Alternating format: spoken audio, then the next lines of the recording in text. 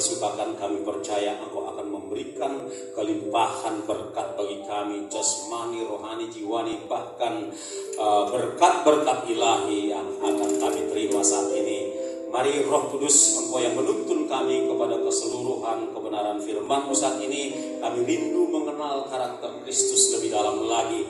Hamba-Mu yang terbatas, kiranya Engkau tolong dia Tuhan, sehingga dia mampu menyampaikan kebenaran-Mu bagi kami, dan kami pulang dari tempat ini kami akan berubah dan kami akan membawa Kristus, karakternya di tengah kehidupan kami sehari-hari. Nama Tuhan dipermuliakan, banyak orang yang akan dijamah lewat kehidupan kami. Terima kasih. Kuasa gelap, roh jahat, roh teritorial yang ada di pusat pasar, kami gereja Tuhan yang telah diberi kuasa, kami ikat Engkau, kami patahkan, kami hancurkan kuasa-Mu di dalam nama Tuhan Yesus. Kami mengoleskan darah yang sama, darah yang telah mengalahkan iblis di kayu salib 2000 tahun yang lalu. Darah itulah yang kami oleskan radius 3 km keliling dari tempat ini, sehingga tidak ada ruang gerak bagi kuasa gelap dan perkara jahat di tempat ini. Dan gereja-gereja yang ada di sekitar pusat pasar ini Tuhan akan sungguh-sungguh Tuhan diberkati Tuhan dan membawa dampak di kota ini. Demi nama Tuhan Yesus Kristus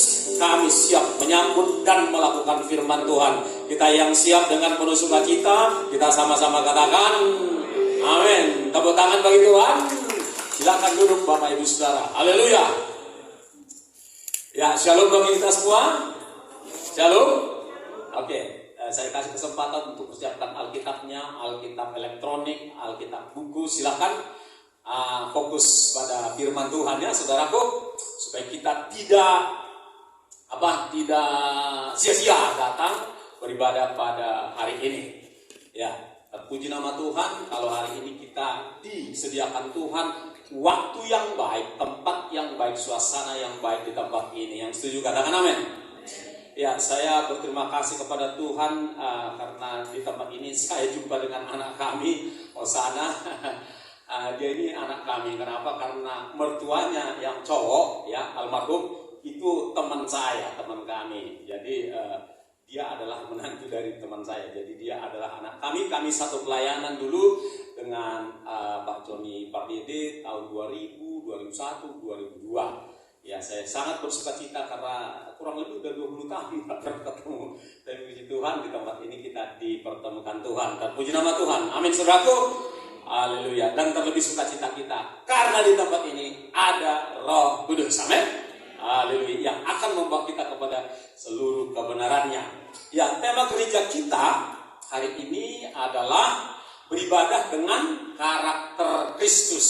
Ya, beribadah dengan karakter Kristus. Tema ini terdiri dari paling tidak 2 bagian yang perlu kita selami, yang perlu kita pahami dengan benar dan baik. Kata pertama yaitu beribadah. Ya, beribadah ini perlu kita pahami bahwa ibadah itu bisa kita bagi 2, Bapak Ibu Saudara. Ibadah, kalau berbicara ibadah itu adalah totality dari seluruh kehidupan kita. Sedangkan seperti apa yang kita lakukan di tempat ini namanya ibadah. Pakai T ya. Jadi saya percaya gereja ini, gereja PES ini menghendaki kita memahami beribadah secara utuh. Baik kita, saudara-saudara. Nah, untuk memahami ini, alangkah baiknya kalau kita buka dulu Bapak Ibu Saudara di dalam Roma 12 ayat yang pertama dan kedua, supaya kita memahami utuh ya ibadah itu. Oke. Yang mohon ditampilkan dan kita akan sama-sama memperkatakan. Haleluya, ya. Oke, saudara siap ya menikmati firman Tuhan, amin. Saudara siap berkata ya, haleluya. Mari dengan sukacita kita berkatakan pada hitungan yang ketiga, 1, 2, 3. Karena itu saudara-saudara, demi kemurahan Allah, aku menasehatkan kamu supaya kamu mempersembahkan tubuhmu sebagai persembahan yang hidup, yang kudus dan yang berkenan kepada Allah. Itu adalah ibadahmu yang sejati. Ayat ini dalam pengertian yang luas berbicara tentang totalitas kehidupan kita. Bukan saja berbicara tentang tubuh kita ini. Tubuh kita ini mewakili dari seluruh totalitas kehidupan kita. Ketika kita bangun pagi, itu adalah ibadah, ya, bukan ibadat. Ketika kita melayani suami, melayani istri, melayani anak-anak sarapan, itu adalah ibadah. Ketika kita pergi, ya, keluar dari rumah untuk bekerja, untuk beraktivitas, mulai dari kita berangkat dari rumah itu bagian daripada ibadah kita, saudara-saudara. Ketika kita berlalu lintas, saudara-saudara, kita taati rambu-rambu lalu lintas, itu adalah ibadah, saudara-saudara. Ketika orang lain serempet kita dan membuat kita kaget dan kita tidak maki, itu adalah ibadah, saudara-saudara. Ya, lalu ketika kita kerja, kita datang tepat waktu, on time, itu adalah ibadah, saudara-saudara. Dan ketika kita selama kerja, kita melakukannya dengan sekuat tenaga, seperti apa yang dikatakan dalam Pengkhotbah 9 ayat 10, apapun juga, boleh tampilkan cepat kalau bisa dikejar, apapun juga yang kamu jumpai untuk dikerjakan, kerjakanlah dengan sekuat tenaga. Itu adalah ibadah, saudara-saudara yang dikasihi oleh Tuhan Yesus Kristus. Dan ketika pekerjaan kita itu sungguh dapat kita pertanggungjawabkan, saudara-saudara, dengan baik kepada perusahaan, kepada pimpinan, itu adalah ibadah, ya, saudara-saudara. Dan ketika kita dapat gaji salary, saudaraku yang dikasih oleh Tuhan Yesus Kristus, dan kita gunakan untuk hal-hal yang penting, maka itu juga adalah ibadah. Jika sebaliknya, tentu saja bukan ibadah, saudara-saudara. Ya, jika itu digunakan untuk foya-foya. Dan seterusnya. Ketika kita bercakap-cakap, ya, dengan teman sekerja, dengan siapa saja, dengan bahasa yang baik, saudara-saudara, dengan tutur kata yang baik, tanpa disertai dengan kata-kata sia-sia, itu adalah ibadah, saudara-saudara. Itu sebabnya firman Tuhan berkata, apapun juga yang kamu lakukan, lakukanlah seperti untuk Tuhan. Nah, kembali ke rumah contohnya, saudara-saudara, ya, ketika kita mengerjakan segala pekerjaan yang ada di rumah dengan baik dan benar, ketika kita menyapu rumah dan berusaha mencari sampah di bawah kolong, saudara-saudara, supaya benar-benar bersih itu rumah, itu adalah ibadah, saudara-saudara. Di sana ada integritas, ya. Apakah kita mengerjakannya dengan sungguh-sungguh dan totalitas, saudara-saudara?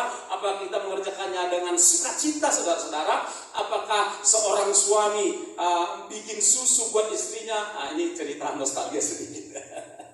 Kalau giliran malam, saudara-saudara, mau tidur, saya suka bikin susu. Kadang susu biasa, kadang susu murni gitu kan.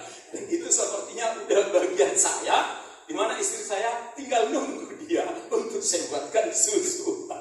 Nah, ketika saya melakukan itu adalah bagian dari ibadah, saudara-saudara. Ya, saya melakukannya untuk Tuhan, bukan saja untuk dia, tetapi untuk Tuhan.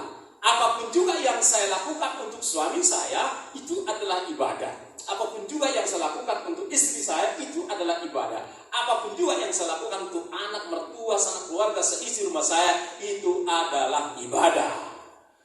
Haleluya. Haleluya. Ya, ketika saya jujur dalam pekerjaan, ketika saya jujur dalam hal penggunaan uang, itu adalah ibadah.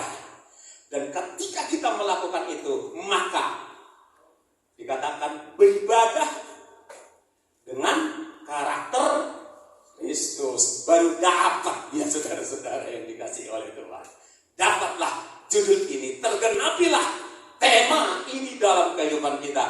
Ketika kita beribadah dengan cara yang seperti itu. Bukankah banyak Bapak Ibu Saudara orang di luar Kristen tersandung, saudara-saudara, karena melakukan hal yang sebaliknya, saudara-saudara. Ya, akhir-akhir ini orang Kristen menjadi korban. Ya, orang Kristen secara keseluruhan menjadi korban dari bulian atau dikata-katai oleh orang lain non-Kristen, karena ada sejumlah orang Kristen, Bapak Ibu Saudara, melakukan korupsi sampai 200-an triliun, saudara-saudara. Nah, orang Kristen ikut jadi korban, padahal pelakunya ada beberapa oknum, kan gitu, saudara-saudara. Nah, disinilah betapa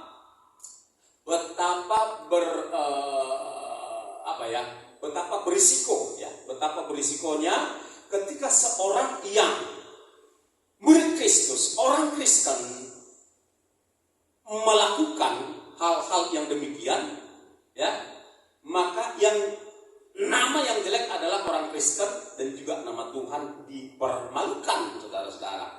Nah, itulah betapa pentingnya beribadah dalam pengertian yang utuh berdasarkan, ya, atau dengan karakter Kristus. Haleluya. Mari kita buka ayat firman Tuhan dari Filipi 2 maksud saya, ayat 5 hingga 8. Ya, di sini konteksnya internal, ya, di dalam internal orang Kristen. Kita akan sama-sama menikmati membaca firman Tuhan ayat demi ayat, saudara-saudara. Oke, kita baca mulai dari ayat 5, 1, 2, 3. Hendaklah dalam hidupmu bersama menaruh pikiran dan perasaan yang terdapat juga dalam Kristus. Hanya dengan ayat ini saja, saudara-saudara, kita dapat memperoleh makna yang dalam. Hendaklah kamu dalam hidupmu bersama menaruh, ada dua hal, pikiran dan perasaan yang terdapat pada Kristus. Hidup bersama sebagai jemaat, hidup bersama sebagai sebuah rumah tangga Kristen, kan gitu, saudaraku. Hendaklah dalam hidupmu bersama menaruh pikiran dan perasaan seperti yang terdapat dalam Kristus Yesus. Nah, saudara yang dikasihi oleh Tuhan Yesus Kristus, mari kita coba masuk kepada pikiran Kristus. Ya, seperti apa pikiran Kristus? Saya ingin berdialog dengan saudara, ya. Karena gini, kami, ya, mau diberkati dengan apa yang saudara dapatkan tentang pikiran Kristus. Saya persilakan Pak Teguh, pikiran Kristus tolong bagi ke kami satu, masing-masing satu, jangan diborong semua, ya. Nanti yang lain akan saya minta. Pikiran Kristus itu seperti apa? Supaya itu nanti kita terapkan dalam hidup bersama di tempat ini dan juga di dalam rumah tangga kita. Silakan Bapak.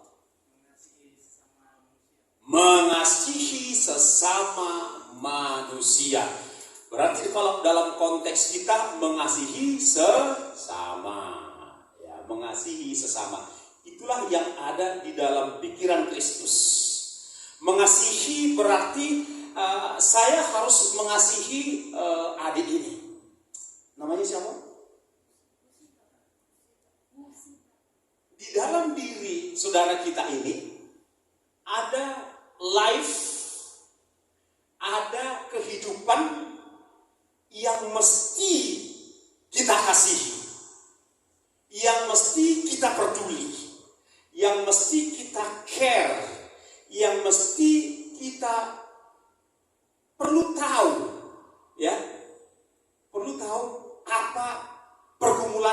paling tidak apa yang bisa kami doakan, kita perlu mengenal dia sedikit demi sedikit, seberapa dia terbuka, saudara-saudara.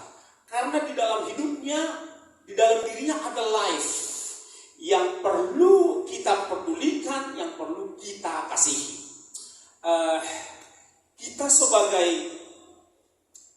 umat Tuhan, sebagai keluarga Tuhan di tempat ini, tidak cukup hanya saya mengasihi dia sebatas di permukaan. Saya mengasihi dia tidak cukup hanya sebatas shalom, apa kabar, Tuhan Yesus memberkati. Enggak cukup, saudara-saudara. Kita perlu dengan pimpinan Tuhan, dengan kasih Tuhan, kita masuk pelan-pelan untuk mengenali hidup orang ini. Bukan supaya usil atau kepo, tetapi untuk kita at least kita boleh tahu apa yang menjadi pergumulannya, apa yang menjadi cita-citanya, apa yang menjadi tantangan dalam hidupnya, supaya aku ikut kontribusi seperti Yesus peduli kepada hidupnya untuk dia maju dalam kehidupannya. Yang setuju katakan, itu dia mengasihi. Definisi lain dari mengasihi, saudara-saudara.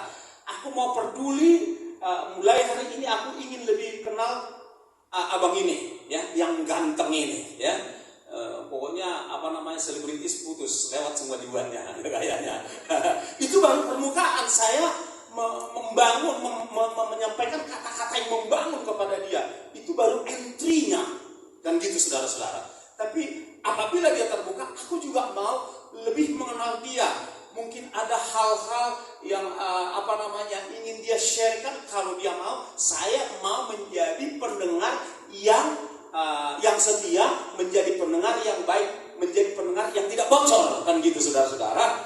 Seperti itu. Kita mulai masuk di situ untuk kita mengasihi. Jadi kata-kata mengasihi itu seperti yang ada dalam pikiran Kristus itu tidak hanya sebatas tegur sapa, ramah tamah, sopan santun, enggak, tapi melewati, masuk ke bawah permukaan, saudara-saudara. Nah, itulah yang ada di dalam pikiran Kristus. Bukankah Kristus juga melakukan hal yang sama kepada saudara dan saya? Ketika saudara dan saya datang mendekat kepadanya dalam pujian, dalam doa, dalam penyembahan, dalam perenungan pribadi kita datang mendekat kepada dia dan kita membuka hati kita, maka Tuhan akan masuk dalam hati kita dan dia akan berbicara pelan-pelan. Dia tidak akan memaksa, dia akan masuk pelan-pelan dan mulai say something di dalam pikiran kita, di dalam hati kita. Apa yang kita butuhkan, dia akan ucapkan. Seperti itu Kristus, saudara-saudara. Ketika Yesus tersalib, apa yang ada di pikirannya? Kan gitu, saudara. Yang ada di pikirannya adalah, karena gini, boleh namanya, silakan berdiri dulu, abang. Atau kan, ya nggak apa-apa, nanti giliran yang lain supaya nggak cemburu ya. Namanya siapa? Nah, Son ini, ketika Yesus, dia udah tahu karena dia bisa menembus tirai waktu sehingga dia sayang, kan duduk, sayang ini nggak akan tahan masuk api neraka ini. Dan ini bakal berdosa kalau dia udah lahir. Sebelum dia lahir pun dia sudah ada dalam garis keberdosaan. Jadi aku harus mati di kayu salib menggantikan dia supaya dia tidak masuk neraka tetapi masuk surga. Dan selama dia hidup di bumi, aku mau peduli kepadanya, aku mau membangun hidupnya, aku mau memberkati hidupnya, dan aku juga mau pakai hidupnya jadi berkat. Itulah yang ada di dalam pikiran Kristus. Yang mengerti katakan amin. Sama seperti saya juga. Ini si Jogi ini nggak akan tahan ini. Satu detik pun nggak akan tahan ini masuk neraka ini. Setengah detik pun nggak tahan nih, kasihan ini. Ini kalau udah lahir nanti ini jadi manusia yang utuh pasti berdosa ini. Nah, dan kalau berdosa, upah dosa ialah maut. Baiklah aku yang menyerahkan hidupku menjadi kurban, menjadi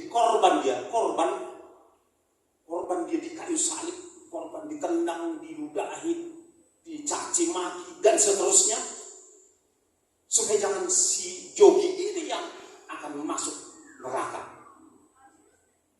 Meskipun yang membuat saya tersalib adalah dosa dia.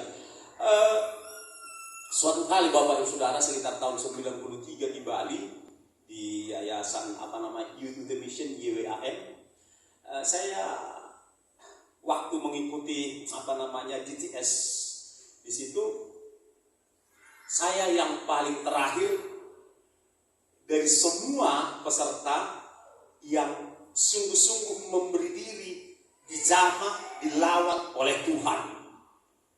Jadi di acara terakhir itu, saudara-saudara, yaitu menulis segala sesuatu yang kita rela untuk disalibkan.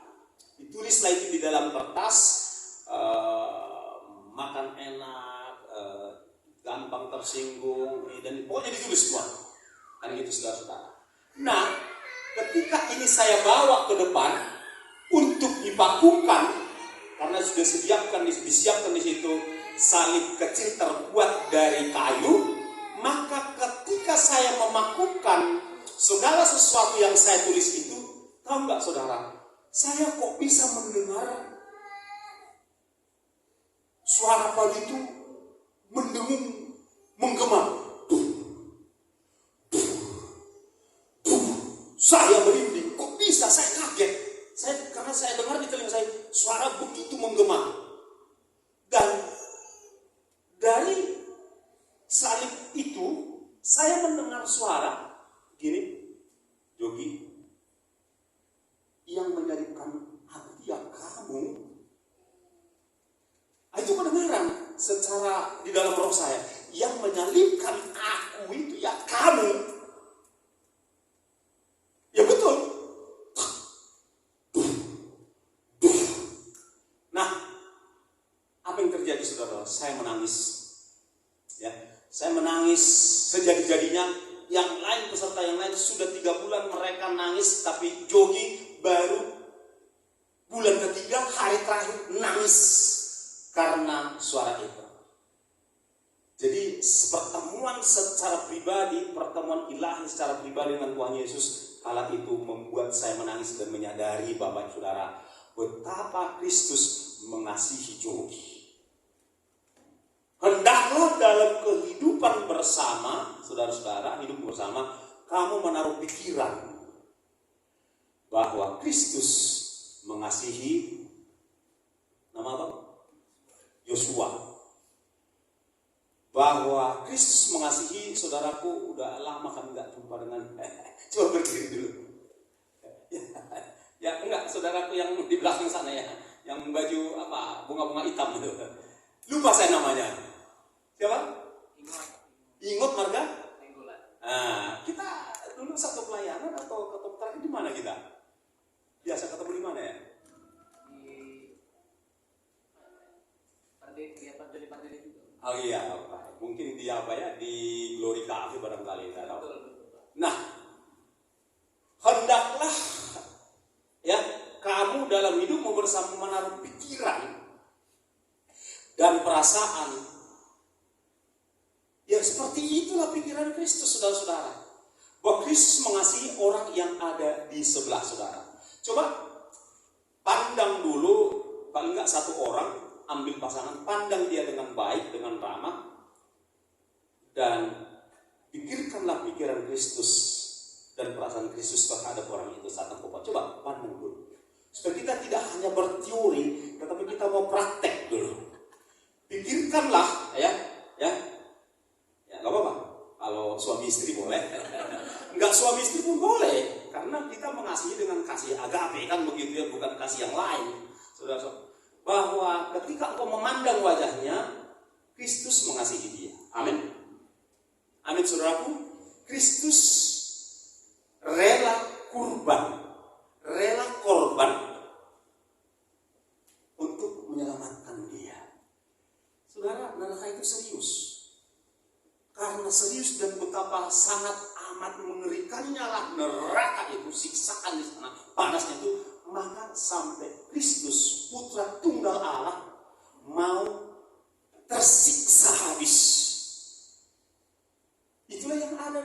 Kristus. Saudara-saudara, itulah perasaan yang ada di dalam Kristus, bahwa orang yang di sebelahmu itu sangat dikasihi oleh Kristus, bahwa orang-orang yang ada di rumah saudara sangat dikasihi oleh Kristus. Itu sebabnya don't waste the time, jangan sia-siakan waktu yang ada untuk mengasihi orang yang ada di rumahmu. Katakan amin.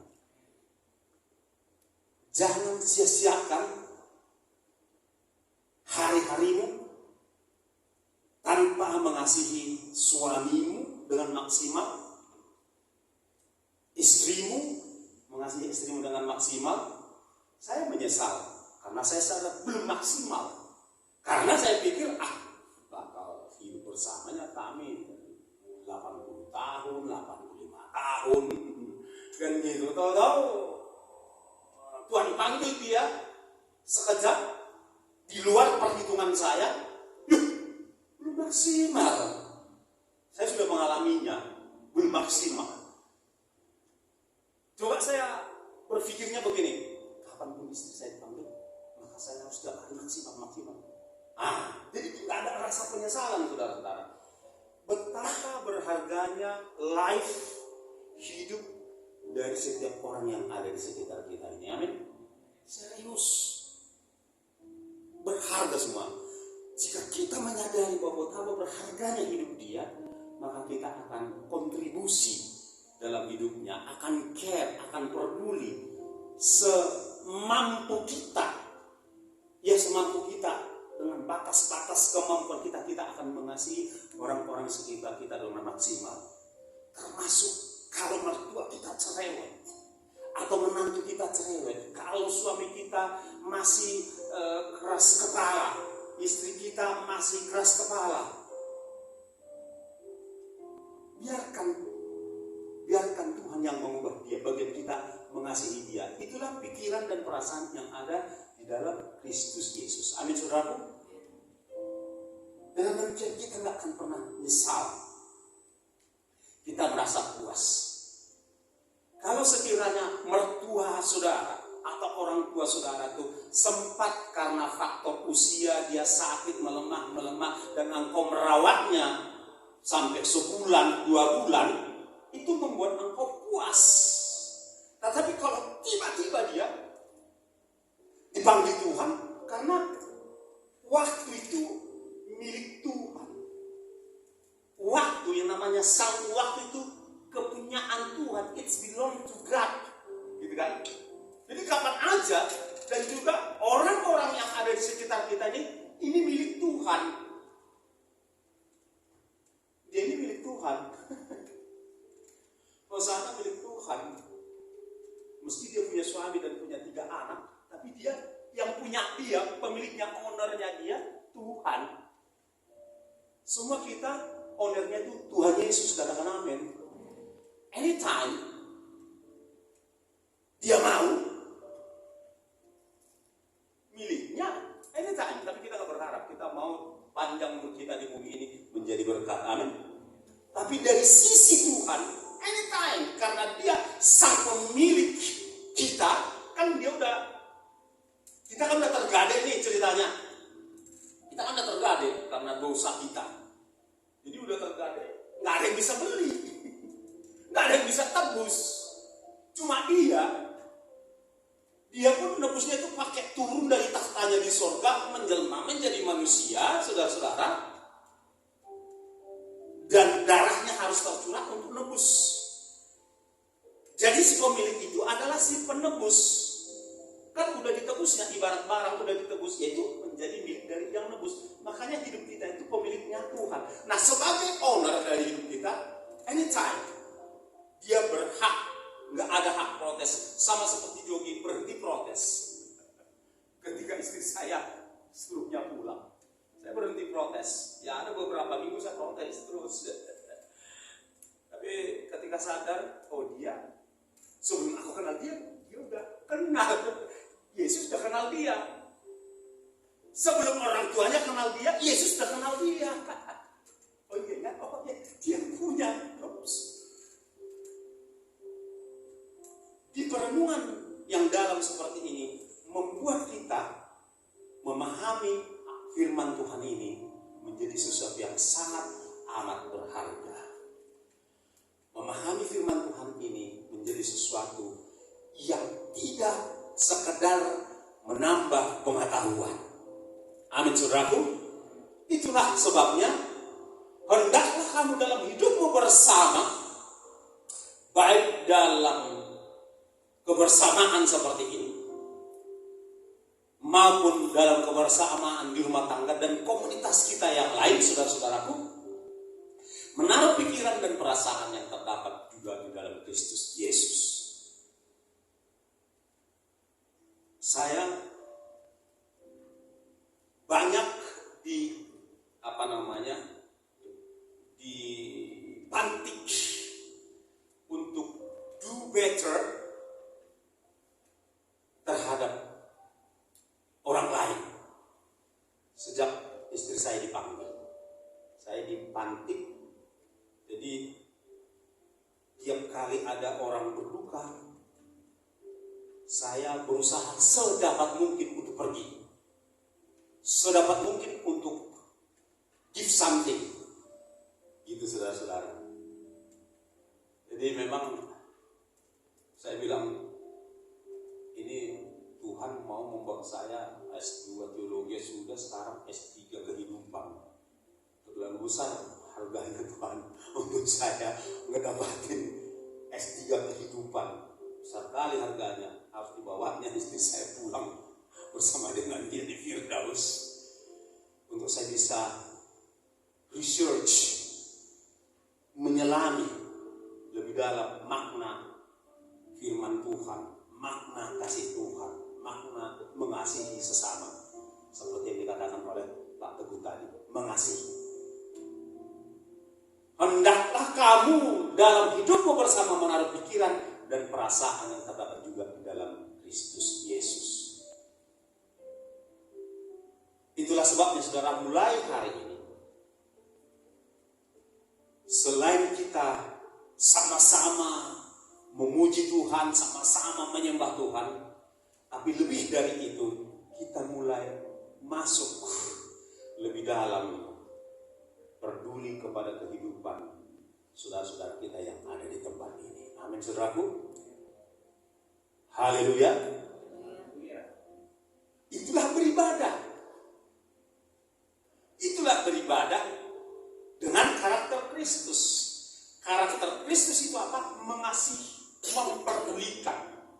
Itulah karakter Kristus. Kita lihat yang lain, saudaraku, dari 1 Yohanes 2 ayat 6. 1 Yohanes 2 ayat 6. Oke. Kita berkatakan sama-sama 1, 2, 3. Barang siapa mengatakan bahwa ia ada di dalam dia, ia wajib hidup sama seperti Kristus telah hidup. Tadi Pak Teguh sudah bagikan salah satu, yaitu kasih. Nah, dari ayat ini saya akan melontarkan pertanyaan kepada kita, siap-siap untuk berbagi dari ayat ini. Barang siapa mengatakan bahwa ia ada dalam dia, ia wajib hidup seperti Kristus. Pertanyaannya, seperti apa Kristus telah hidup? Soal mengasihi tadi udah kelar, udah tuntas. Sekarang Kristus hidup, waktu Yesus Kristus hidup seperti apa dia? Silahkan yang udah punya, pasti nggak salah, tenang aja, nggak ada yang salah. Coba angkat tangan, siapa yang berbagi? Seperti apa Kristus itu? Mengasihi sudah, jangan Pak Teguh aja. Ayo, ibu-ibu dulu, kaum ibu, kaum wanita. Seperti apa Kristus telah hidup? Salah satunya, mungkin Hosana bisa bantu. Mengampuni. Dapat kan? Jadi khotbah itu ya dengan metode seperti ini bisa dipersiapkan dari rumah, tapi dari jemaat pun ada khotbah. Karena jemaat pun sedang bertumbuh dalam kebenaran. Jadi bahan khotbahnya bisa kok dari jemaat. Karena jemaat bukanlah orang-orang bodoh. Jemaat juga diberkati Tuhan dengan pengetahuan firman Tuhan. Mengampuni. yaitu beribadah ya dengan karakter Kristus. Kita beribadah harus mengampuni, terutama saudara dekat kita. Kita ampuni. Tapi sulit Pak Pendeta, karena dia udah terlalu dalam melukai saya.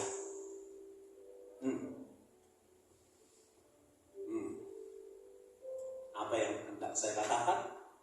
Yang saya mau katakan, saya setuju. Sulit. Tapi saya tidak setuju kalau dikatakan tidak bisa. Siapa di sini yang pernah tersakiti hatinya? Coba angkat tangan. Nggak akan saya tanya siapa yang menyakiti. 1, 2, 3, 4, 5. Wah, yang lain puji Tuhan mulus hidupnya. Pujilah Tuhan. Atau kebal hidupnya. Puji Tuhan. Nah, itu kita perlu belajar dari orang-orang yang udah kebal dari sakit hati. Sampai hari ini saya masih bisa sakit hati, saudaraku. Tapi tidak ada pilihan lain kecuali memilih, kecuali mau mengampuni. Mampu, saya nggak mampu. Saya minta kemampuan dari Tuhan. Tapi saya harus mau mengampuni. Saya bagaimana cara memulainya? Saya mulai dari dalam hati dan saya lanjutkan dengan doa. Tuhan Yesus, aku mengampuni si Polat yang ucapannya sangat menyakitkan, yang perbuatannya sangat menyakitkan, dan seterusnya. Ketika saya mulai seperti itu, maka saya mau memulai, maka kemampuan dari Roh Kudus akan mengalir kepada saya.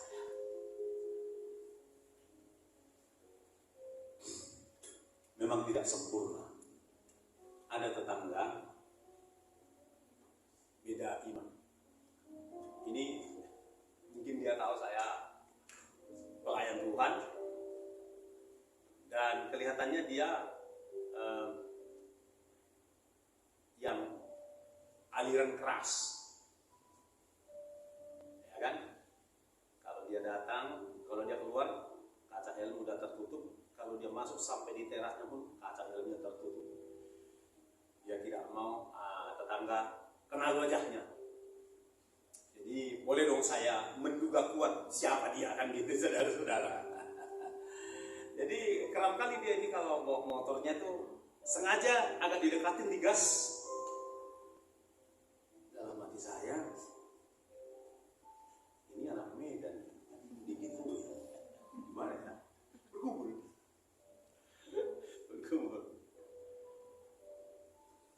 Pernah saya tanya, Tuhan gimana caranya saya buat? Tapi nggak ada cara lain yang Tuhan punya, hanya ada satu cara. 70 kali 70 kali. Ya sudahlah, karena saya bilangnya sudahlah, saya bisa merasa biasa aja ketika digituin. Ada kekuatan ketika kita memilih untuk tidak membalas. Amin, saudaraku. Itulah beribadah dengan karakter Kristus. Mari kita tidak mencontoh teladan di medsos, di mana sebagian, tidak semua, sebagian orang melampiaskan emosinya, rasa kesalnya, amarahnya terhadap orang lain melalui medsos. Mari kita tidak meniru itu, saudara-saudara. Ya, bahkan kadang-kadang kata-katanya kasar. Tapi kita, orang-orang yang beribadah kepada Kristus, tidak akan meniru hal-hal yang seperti itu. Mari kita hindari menggunakan medsos untuk melampiaskan emosi, rasa kesal kepada seseorang dengan kata-kata yang buruk. Tetapi mari kita belajar untuk mengampuni. Tidak gampang, tapi bisa, saudara-saudara. Itulah beribadah dengan karakter Kristus mengampuni. Karena Yesus sudah berikan teladan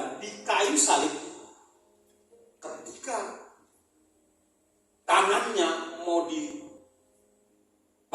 dengan paku yang gede. Dan pada saat dipaku itu dia menjerit, hajarlah mereka. Enggak begitu dibilangnya. Tapi apa? Ampunilah mereka, karena mereka tidak tahu apa yang diperbuatnya. Yesus sudah kasih teladan di kayu salib. Mari kita belajar. Sempurna sekarang? Enggak juga. Tapi kita mau mengampuni Bapak Ibu. Amin, saudaraku. Kita mau mengampuni. Nanti kita akan bertumbuh di sini. Kita akan bertumbuh di sini. Cerita mengampuni. Suatu kali saya dikecewakan, itu bukan sekitar tahun 92 di Ambon, saya dikecewakan oleh pelayan-pelayan mimbar. Ya, ketika mereka, saya nggak menyindir, jangan tersinggung. Saya cerita murni yang di sana, tidak ada maksudnya memakai itu untuk menyindir. Jadi, wah saya lihat, banyak kali ya orang ini ya, wajahnya segar, wow, gitu kan. Saya salut dengan mereka, mereka masih mahasiswa. Saya udah tamat sarjana hukum dari US waktu itu kan. Tapi giliran habis beribadah, ya kan, cangkir mereka, gelas mereka semua berantakan tinggal di gereja. Karena ibadah saya meninggalkan rumah dinas dari abang saya, abang sepupu Kakangwil Agraria di Ambon kan. Jadi supaya kau bebas juga, udah kau cari tempat nanti apa yang tanggung biayanya kata. Lalu kemudian gembala salah satu gereja di kota itu udah Yogi di sini aja. Nah, jadi tiap kali habis ibadah sore berantakan lah itu cangkir, piring segala macam. Dan saya baru tergolong 2 tahun lahir baru, waktu itu mulai rasa kesal, rasa kecewa melihat mereka seperti itu. Lalu saya karena kecewa, saya pergi ke gereja lain di sore harinya beribadah, dan di sana ada tantangan ke depan bagi yang disakiti hatinya maju ke depan. Khotbahnya waktu itu khotbah tentang mengampuni. Puji Tuhan, maju saya dengan ada 3 orang teman saya ajak, maju kami berempat di samping yang lain juga. Nah, ketika sudah di sini, lalu apa dibilang pendeta? Sekarang doakan dia yang menyakiti kok. Ya, kok didoakan? Aku pikir dia mau didoakan, aku mau didoakan, aku pula yang mendoakan. Berat. Sekitar 5 menit saya rasa saya nggak bisa mendoakan orang itu. Orang saya lagi terluka, saya pula mendoakan. Saya justru butuh didoakan, gitu kira-kira saudara-saudara. Singkat cerita, akhirnya saya doakan, saya pun bisa mengampuni orang itu. Lalu setiap sore saya jadi ke situ beribadahnya sampai 6 kali.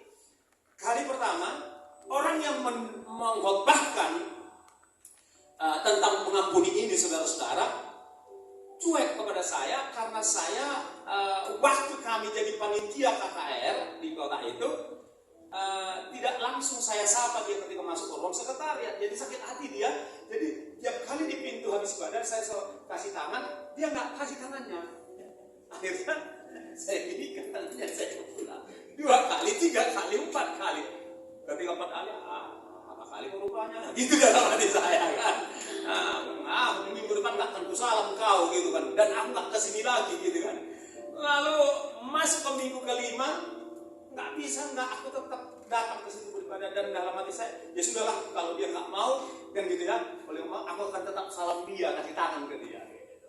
Akhirnya 5. Nah di ke-6-nya